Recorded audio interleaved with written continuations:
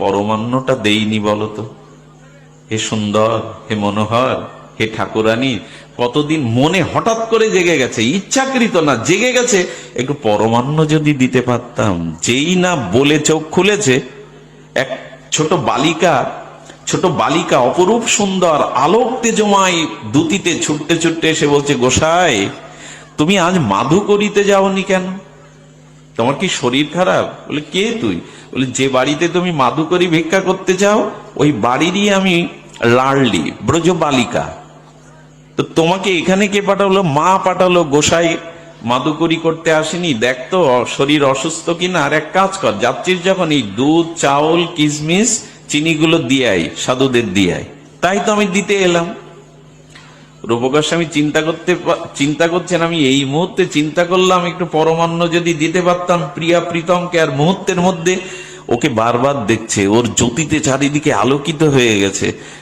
তখন বলছেন, হ্যাঁ আমি তো মাধুকরী করতে যাই, হবে হয়তো সেই মা পাঠিয়েছে, আজকে যায়নি। সঙ্গে সঙ্গে চরণের দিকে দৃষ্টি গেছে, দেখে চরণ এক জায়গায় আঘাত লেগে ওইখান থেকে, রাধারানী তো প্রেমময়ী, রক্ত পাবে কোথায়, কিন্তু নরলীলাতে দেখছে ওখান থেকে রক্তের ধারা বইছে। কিরে লাডলি, তোর পায়ে আঘাত লাগলো, রক্ত ঝরছে?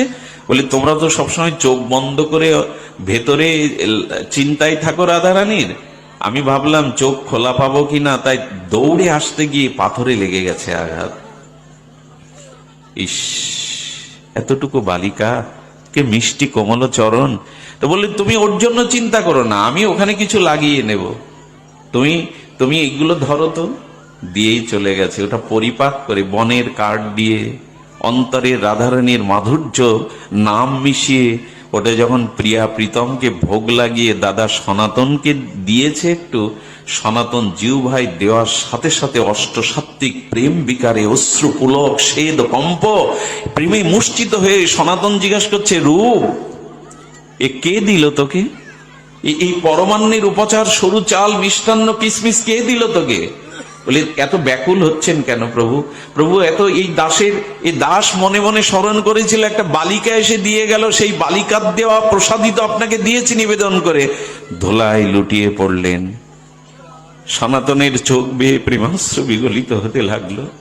ওরে রূপ, তুই রাধারানীর ভজন করতে এসেছিস না তোর ভজন করবার জন্য রাধারানীকে তুই রেখেছিস? ওরে, এই প্রসাদ